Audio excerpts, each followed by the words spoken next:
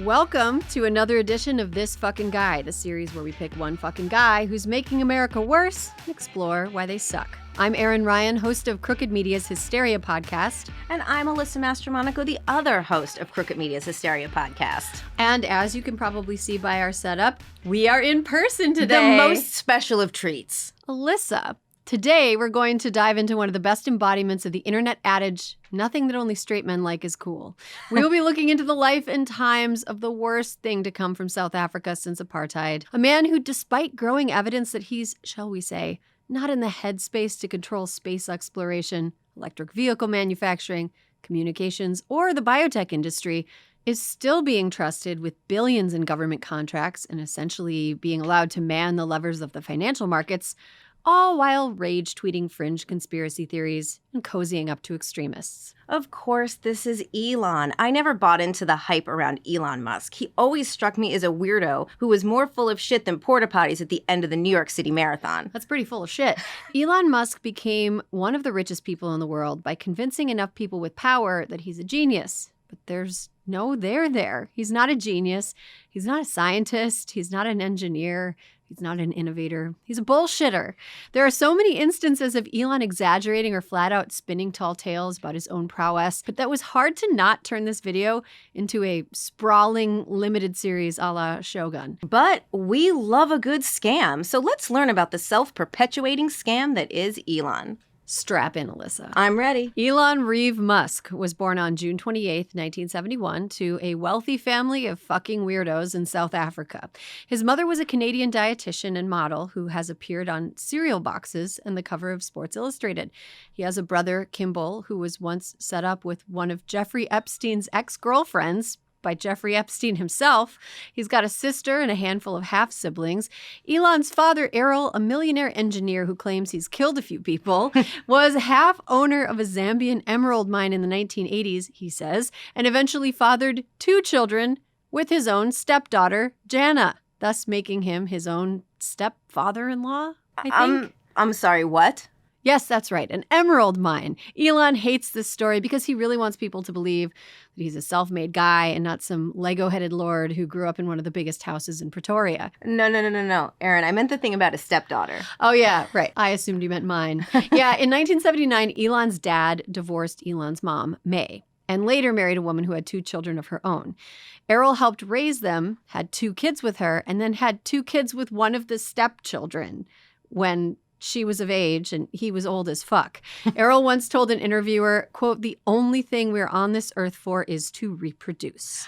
I can see where Elon gets his creepy reproduction fetish. Oh, we will get to that. Although to his credit, according to Elon biographer Walter Isaacson, Elon noticed and disapproved of the suspicious amount of attention his father was paying Jana, again, his own stepdaughter, when she was 15 years old and Errol was 56. Errol insists that he was equally interested in all of his children and stepchildren. This video has already accomplished the impossible, Erin, making me feel a little bit bad for Elon Musk. Elon was reportedly a mediocre student in high school, but somehow got high enough grades to get into college in Canada, where his mom lived at the time. And while he was there, he somehow did well enough to transfer to an Ivy League university in the United States. As Musk tells it, he received degrees in physics and economics from UPenn in 1995. And then moved to California because he got into Stanford's PhD program, but dropped out after 2 days to be a full-time business boy genius. When the legend of Elon purports that he was the mental heft behind PayPal, Tesla, and SpaceX, people just kind of go along with it because the belief that Silicon Valley is teeming with prodigies and visionaries and not just a bunch of assholes screwing each other over like bankers in sweatpants is central to justifying the tech sector's very existence. First, let's get to Elon and PayPal. He did not co-found PayPal. He started his first company with some help from Daddy, sold that company to Compaq. Remember Compaq? No, don't remember it all. Took the money he made from selling it and started a business called X.com. Surely you can't mean the social media website formerly known as Twitter, or an early version of Tesla's Model X car, or the company SpaceX, or a site devoted to documenting the lives of one of his multiple children to whom he gave X names. Boy, he loves the letter X. Yeah, it's his favorite letter. No, this was an even earlier company called X. Can you guess from the name what it did? Sell erectile dysfunction medicines to impotent men in red states? No, good guess. It was an online bank. that somehow offered a product that was less good than PayPal, which I have to admit is an achievement because PayPal sucks. Point is, he named a bank after it because nothing conveys a sense of above-board safety and seriousness like a letter often used to denote the presence of a full bush in a film from the 1970s. You know, they call the inner circle of early PayPal the PayPal Mafia. Was Elon really anything like a Tony Soprano of online banking? He was a Jackie Jr. at most. Once PayPal and X.com merged and X.com, like a dutiful wife, took PayPal's name, Musk became CEO because he had the most money. But he was so annoying that eventually PayPal founder and Silicon Valley supervillain Peter Thiel found him too irritating to work with, and so he quit. Well, the board eventually took Thiel's side and ousted Musk and replaced him with Thiel. Imagine being more off-putting than Peter Thiel. I cannot imagine it. Musk remained the largest shareholder in PayPal, however, which ended up translating to a $165 million windfall when eBay bought the site in 2002. He used that money to start a company called SpaceX. Sounds like a souvenir boner pill sold in gas stations in Roswell, New Mexico. From what I can tell, it started with a desire to send people to Mars. Elon has always dreamed of sending people to Mars. Elon and early space ally Michael Griffin traveled to Russia together to try to convince some Russians to sell them some ICBMs so that Musk could pretend to invent rockets. But the Russians weren't interested because Elon was not an astronaut, nor did he possess any particular expertise about space. He was just a guy who liked space a lot. Undaunted, Musk used his PayPal money to hire a bunch of people who did know what they were doing space-wise, and the company SpaceX blasted off. Michael Griffin, that name sounds familiar. That's because Griffin would go on to be a BFD at NASA, overseeing private partnership programs, including something called the Commercial Orbital Transportation Services, or COTS program. The program was designed to enlist private companies in transporting people and supplies to and from the International Space Station. Under Griffin, only 2 private companies were selected for the program. One of them was SpaceX. And thus began a long and fruitful career of SpaceX feeding from the prolific teat of Uncle Sam. In 2006, SpaceX was awarded a $396 million contract from NASA. Meanwhile, SpaceX didn't even have a rocket that worked. Its Falcon 1 program was sucking ass, unless you think a rocket that explodes can still be counted as a success. Its first 3 launches between 2006 and 2008 failed, putting the company on the brink of bankruptcy at the same time as Tesla and Musk himself in late 2008. But then, SpaceX got it on the 4th try, and as a prize for his company's one successful launch, Elon was given a $1.6 billion NASA contract that December, and it all blew up from there, both literally and figuratively. Erin, I think that when a SpaceX rocket explodes, it's called a rapid unscheduled disassembly when conscious uncoupling goes to space. And we shouldn't downplay the fact that the company has seen some success, and progress in space exploration is by definition messy. But Elon is not making the rockets. He's not an engineer. He's simply the guy who benefits the most financially from the work of people who are building the rockets and satellites while rage tweeting about how NPR shouldn't get government money. Since 2020, at least 5 of SpaceX's attempts to launch its Starship into space have ended with the experimental aircraft blowing up. SpaceX is now worth more than $36 billion, though, having received $15.3 billion in government contracts. All this time, Elon won't stop yammering about sending people to Mars, but SpaceX has yet to demonstrate that they're even capable of sending people to the moon, which is a lot closer. Easier. NASA's plan has been to go back to the moon by the end of 2025, but if SpaceX can't do it, we can't do it. Side note about Michael Griffin, in 2018, Griffin would go on to be appointed Undersecretary of Defense for Research and Engineering under President Donald Trump. One of his responsibilities was to award government contracts to build low-orbit national security satellites. Guess which company was one of 2 to win government contracts to build these Starlink satellites? I'm going to say SpaceX. Correct. And we also have Starlink's and by extension Musk's involvement in the Ukrainian defense against the Russian invasion launched in early 2022. Initially, SpaceX was awarded a government contract by the Department of Defense to provide satellite support for communications for Ukrainian civilians and military entities in their own self-defense. But multiple reports have indicated that Musk himself has been monkeying around with the satellites, interrupting communications, and thwarting attacks the Ukrainian military was attempting to carry out on Russian targets.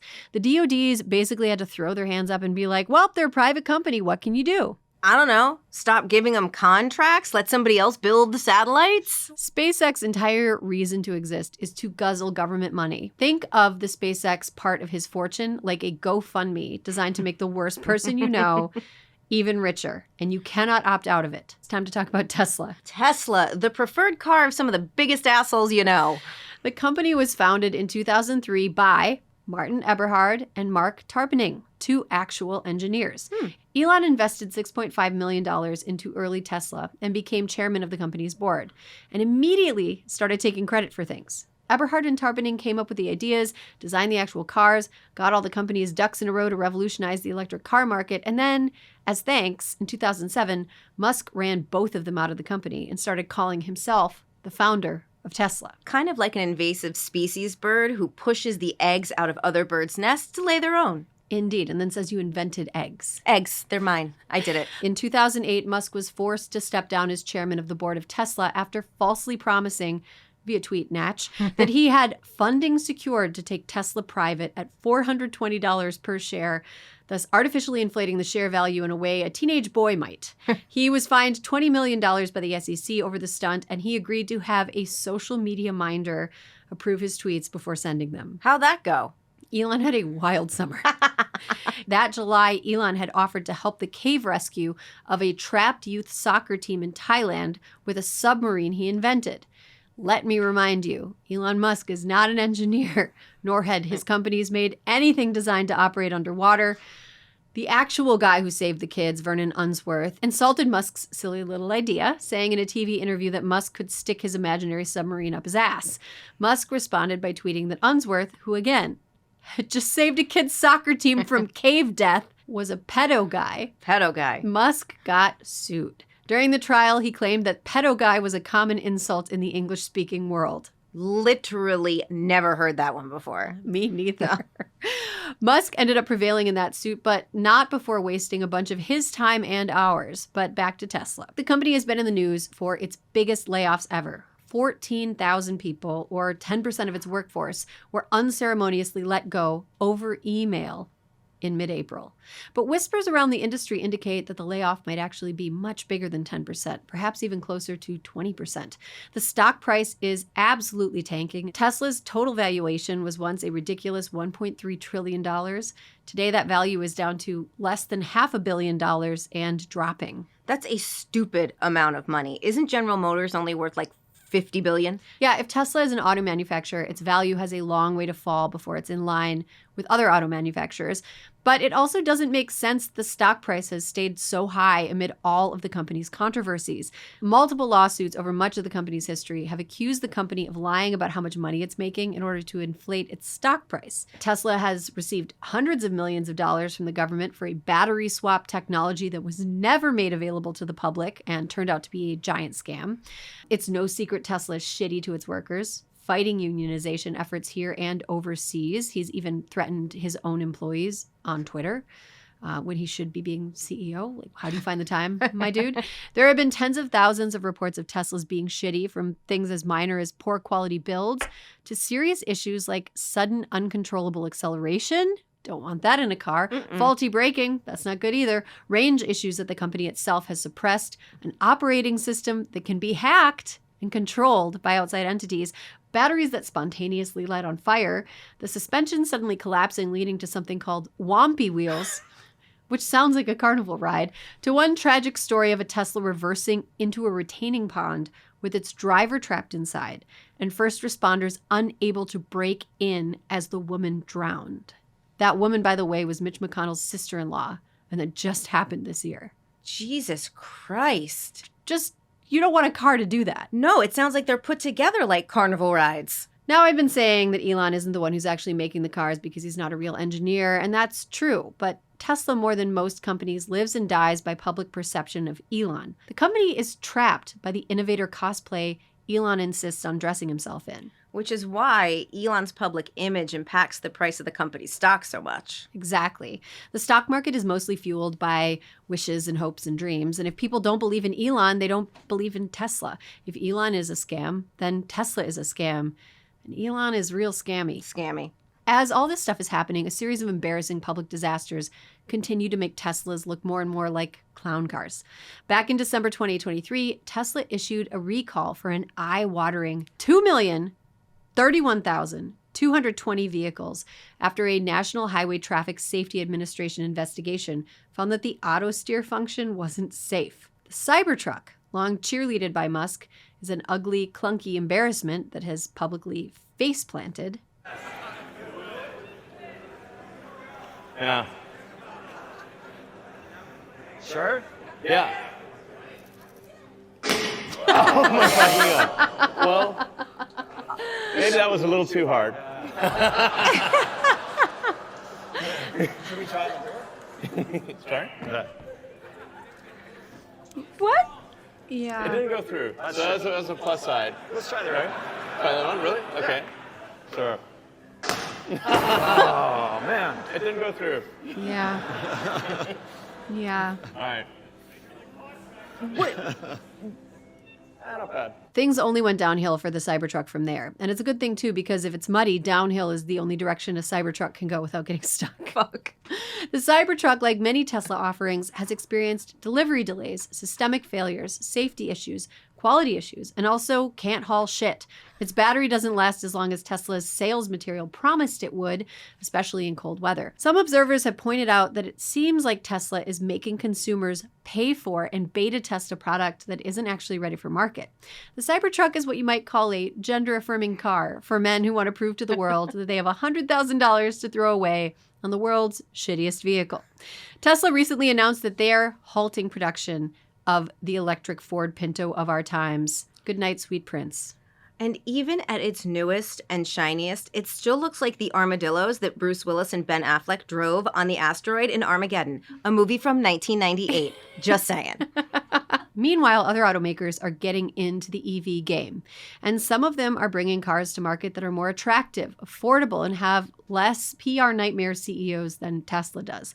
All of this has meant that Tesla's market share has diminished and its share price has tanked as its sales and production outlook has dimmed. Musk is betting that his company will be able to get out ahead of the autonomous taxi market, something that nobody outside of like 500 people in Palo Alto fucking want. Plus, fully self-driving car technology doesn't exist, right? It doesn't. Yeah.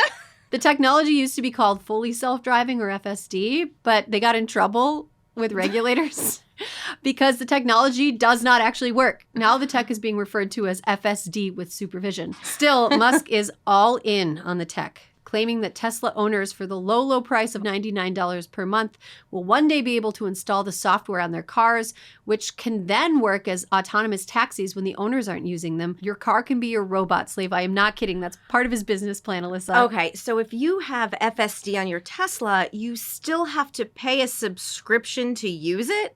Fuck that. I know.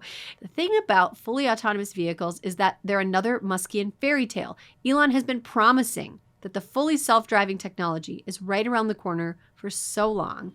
Except if you try to get around that proverbial corner in a Tesla, the car never makes the turn, the steering malfunctions. Next thing you know it, you've run head on into the broadside of a pizzeria. So it also seems like a terribly stupid idea to reorganize city infrastructure around a massive fleet of robo-taxis when the roads are already congested. And, by the way, public transportation already exists. Couldn't we just use all that money that Elon wants to pocket and improve what we already have? One would think. Actually, Elon has had it out for public transportation for a long time. Do you remember the Hyperloop? A stupider, more expensive version of trains? The Hyperloop is such a moronic idea that it almost pains me to say it out loud. Back when Elon was king shit of fuck mountain, aka before he developed whatever condition it is that makes it impossible for him to not run his big fat mouth all the time, Elon, quote, invented, unquote, a mass transit system that moves large numbers of passengers through low pressure tubes. You mean like the plastic chutes at the drive-through bank? Sort of. I like that vintage reference. Except bigger, more expensive with magnets and of course requiring massive amounts of money to be funneled to one of Elon Musk's companies. And once again, so many people fell for it. The Boring Company started as a subsidiary of SpaceX with the stated aim of digging holes for this stupid idea all over the place. MIT was investigating getting involved. There was talk of building one connecting LA and San Francisco, basically under the 5, if you know California, even though we could have just used that money to build a high-speed rail. High-speed rail. Between LA and San Francisco, which is something that people in both cities have wanted for decades. I don't understand. Elon never really wanted to build ultra-fast, large-scale mass transportation. He simply wanted to derail discussions of actual high-speed rail that actually worked, because he owns a car company that depends on people not having comfortable, affordable mass transit options available. So this whole plan was just to stop public transportation from getting better so he could sell more cars, like the bad guy from Who Framed Roger Rabbit. Exactly like that bad guy. Now, a little over a decade after Hyperloop mania took Silicon Valley by storm, all we have to show for it is a puny little tunnel that connects part of the Las Vegas Convention Center and some plans in other cities that will likely soon quietly disappear from the internet. Do you dread the annual physical with the guilt-tripping lectures like I do? More greens, choose organic, eat 5 cups of fruits and vegetables a day. I admit I could eat better, but I don't have time. That's why I started taking Field of Greens by Brickhouse Nutrition. Field of Greens is whole organic fruits and vegetables, real food, not extracts. Each fruit and vegetable in Field of Greens was medically chosen for a specific health benefit. Some support vital organs like heart, liver, and kidneys, while others give your metabolism and immune system a boost. I'm so busy and I don't always eat like I should. The Powerhouse blend in Field of Greens fills the gap so I stay energetic, focused, and healthy. And if you don't feel the incredible difference like I did, you can return it for a full refund. Let me get you started with 15% off and free shipping. Visit fieldofgreens.com and use promo code TFG. That's promo code TFG at fieldofgreens.com. Now that he's done his part to fill the highways and atmosphere with vehicles that sometimes explode and dig subterranean tunnels to nowhere, Musk has moved on to technology meant to be installed directly into the human body. If I wouldn't get into one of his driverless taxis, why on earth would I let one of his companies install a chip into my brain? The trillion-dollar question. In 2016, along with a handful of actual scientists, Musk co-founded Neuralink after buying the trademark from the 2 neuroscientists who had actually founded Neuralink the year prior. The company's aim is to produce technology that can be implanted into the human brain. Neuralink has been under fire for killing an awful lot of the primates it's been testing on, but nevertheless, its chip was approved for human trials in 2023. Earlier this year, Musk claimed that a successful human trial had been conducted. I have yet to see a single piece of reported media that confirms this claim by somebody who isn't Musk himself or someone Musk is paying. But Elon girl-bossed a little too hard when he bought Twitter. It really has been something to watch the whole world get wise to his bullshit at the same time. Enough ink has been spilled about Musk's disastrous takeover of Twitter, once a flawed but functional town square, now the social media equivalent of a abandoned Blockbuster video that has been taken over by flea-infested raccoons. So let's not get bogged down by the details. What's most important is that thanks to his pathological desire to force people to like him, Elon's ineptitude has been on full display, calling into question his genius and business acumen in the rest of his portfolio. The acquisition of Twitter was characterized by drama and erratic behavior by Musk. In 2022, he first tried a hostile takeover of the company before winning the board's approval. But then, when he realized that $44 billion he'd offered to pay was way too much for a company that wasn't great at making money, he tried to back out. The board threatened to sue, but Musk relented, and the shotgun wedding between Elon and Twitter happened in October 2022. Elon financed the deal with some creative leveraging that ended up resulting in him having to sell a bunch of Tesla stock, driving the share price down, and thus his overall wealth down. Elon, it turns out, is not good at running Twitter. He fired or chased away 80% of the staff, likely violating several labor laws in doing so. He reinstated several accounts that had been banned for hate speech, relaxed rules around anti-trans speech and COVID-19 misinformation, gave a handful of doofus reporters access to internal Twitter files, plopped his cottage cheese ass into a desk chair, and tweeted as hard as he possibly could. And who can forget the blue checkmark fiasco? Blue verification checkmarks were long viewed as a class signifier in old Twitter, which made a lot of people wearing wraparound sunglasses in their user picture angry. So Elon got rid of the blue checks. The problem is that the checks also verified that people on the site were who they said they were, and that so-called official accounts were not imposters. And so, in the first days of the program's elimination, somebody pretending to be the official account of drug maker Eli Lilly declared that insulin was now free, among other imposter shenanigans. It was actually quite funny. It was one of the best days in Twitter history. It was great. Bleeding money, Elon tried to get Twitter users to pay $8 for the check marks, and people were like, Fuck that, you clown. So the only people who had blue checks were suspiciously Elon fanboys and conservative super tweeters who would hassle anybody who complained about the new verification system by accusing them of being too poor or stingy to fork over $8 to one of the world's richest men.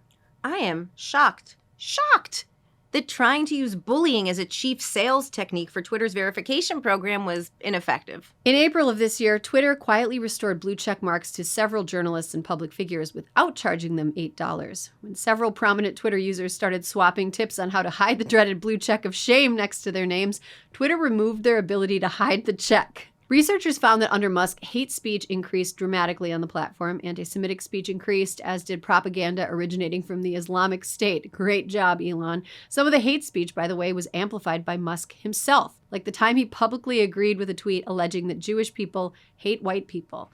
Musk responded by revoking access to Twitter's API, so now nobody has any idea just how bad things have gotten quantitatively. However, Alyssa, there is a workaround.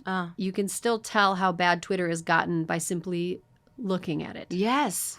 And it turns out platforming unbridled free speech with virtually no moderation has meant that since Elon fired or chased out most of Twitter's legacy employees, the site has also become a haven for misinformation and child pornography.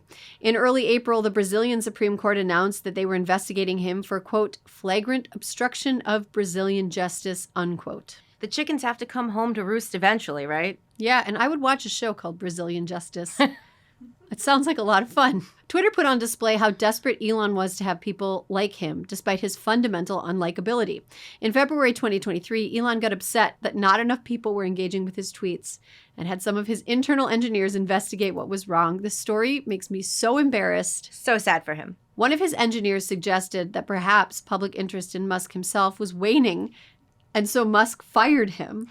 A few days later, when President Joe Biden's tweets about the Super Bowl got more engagement than Elon's, Elon demanded the engineers fix it or be fired. So they changed the Twitter algorithm so that regular users would be spammed with Elon's tweets, magnifying the automatic reach of Elon's tweets 1,000 times. That is the saddest shit I have ever heard. In 2023, via Twitter, he accused a young Jewish man named Ben Brody of participating in a neo-Nazi brawl as an Antifa member of a false flag operation. Brody wasn't even in the state where the brawl occurred. His family claims that Musk's amplification of the fringe conspiracy theory, based on nothing, had led to massive amounts of harassment and threats, and sued Musk for $1 million. Musk was deposed in March, and it went poorly. In the deposition, which Musk's lawyers unsuccessfully fought to seal, Musk at one point does not seem to understand what a lawyer does. But Aaron, what about the people who stayed on Twitter even after Elon turned it into a haunted shopping mall? Well, Elon has tried to turn Twitter into a landing pad for media personalities who had been canceled or, in normal English, faced consequences as a result of fucking up.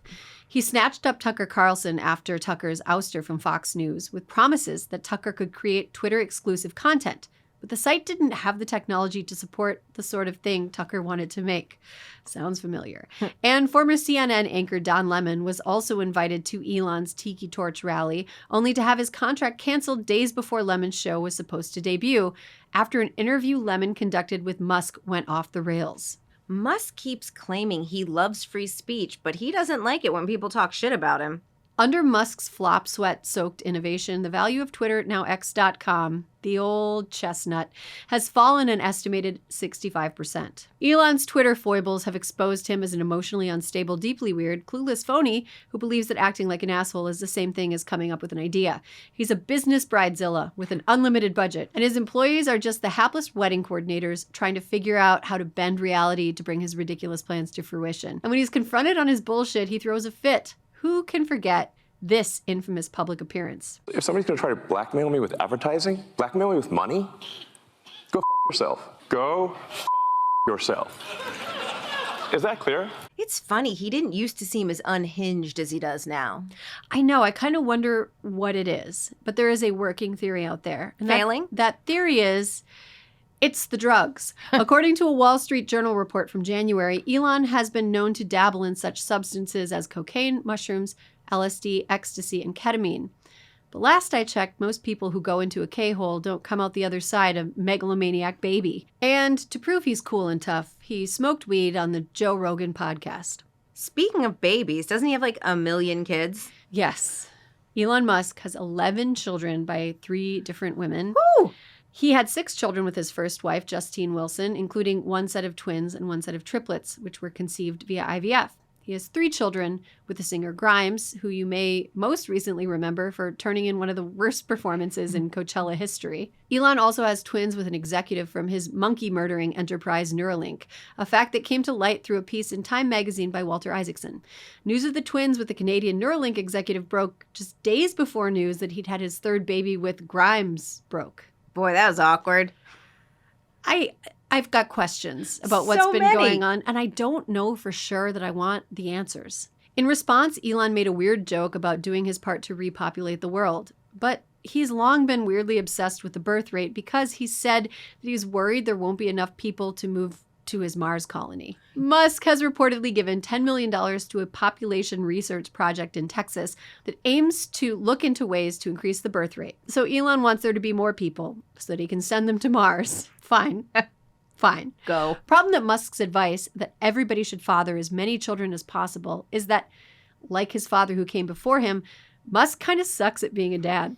He is currently being sued over parental rights by his ex, Grimes, and one of his 2 oldest children, who came out as trans at age 16, openly hates her dad's guts for very understandable reasons. He once claimed that the word cisgender was a slur and urged all of his followers on Twitter to watch the Daily Wire documentary What is a Woman, hosted by human skidmark Matt Walsh. But maybe the shittiest thing Elon did in the fatherhood arena was change some key details about a tragedy to make himself sound like a hero. Elon's oldest son, named Nevada, died tragically from sudden infant death syndrome when he was only 10 weeks old. Many years later in 2022, via tweet, of course, Elon later claimed that the baby had, quote, died in his arms and that he, quote, felt his last heartbeat. Nevada's mother, his ex-wife Justine, disagreed, tweeting, "Not that it matters to anyone except me, because it is one of the most sacred and defining moments of my life, but I was the one who was holding him." That he would claim that is just tragically deranged. It is absolutely deranged. It's like some of the sickest shit ever. And, well, a year prior, Justine had written a Glamour magazine piece called I Was a Starter Wife Inside America's Messiest Divorce that, like many firsthand accounts of Elon Musk, make him sound like a total fucking dick. In that article, she wrote, Elon had called her open grief over Nevada's death emotionally manipulative. Emotionally manipulative. Your child dies. Her baby died. No wonder that marriage, like the Hyperloop, fully self-driving technology, the Cybertruck, and his version of Twitter, failed. Whew! Well, that's as good a note to end on as any. What's extra crazy to me is that we can laugh at his awkward dancing and make fun of how unfunny he is thanks to the fact the government gives his company so much money and Tesla stock is such a huge part of the S&P, we all kinda own a stake in his clownery. Nobody should have as much money as Elon Musk has, and nobody should have their fingers knuckle deep in that many industries so important to things like communication, transportation, and national security. Alyssa, I haven't even gotten to the cherry on top. In April, the same week that Tesla announced record layoffs, Elon once again asked the company board to approve a $56 billion pay package for himself that had been rejected by a judge in Delaware over the fact that its exorbitant size represented negligence of his fiduciary duties as CEO. Sounds reasonable. Yeah. Can you imagine asking for $56 billion after sending so many people out into the street? Evilest shit. Absolutely not. Evil shit. The only way that Elon Musk is a true innovator is in his astonishing ability to oversell and underdeliver. His career is a series of fanciful, unkeepable promises, which a gullible media takes at his word. But maybe, just maybe, the jig's finally up. Wow, Elon, I feel like we barely scratched the surface. So on a scale of 1 to 5 weasels, Woo! where's Elon? Oh, he's got to be a hard 5 weasel for so many reasons. One, he's getting rich off our tax money. He's getting rich off our tax money, not doing shit with it, being mean to his kids, and not even getting to the moon. Yeah. Give me my money back. And he ruined Twitter. Yes, I'm going to agree with you. Okay, 5. Oh, we're in sync this week. I say a hard Okay. 5 weasels for Elon Musk just because he has so much power and he amassed it in a way that I feel like everyone is like, oh, whoa, this guy's in charge of a lot of stuff. I don't know if there's a world in which he is no longer just like the crazy person driving the economy. And that is deeply, deeply upsetting. Erin, that was a fun one. Thanks so much for tuning into this edition of This Fucking Guy. If you enjoyed this, please like, share, and subscribe. And if you've got ideas for who should be the next subject of This Fucking Guy, leave it in the comments below.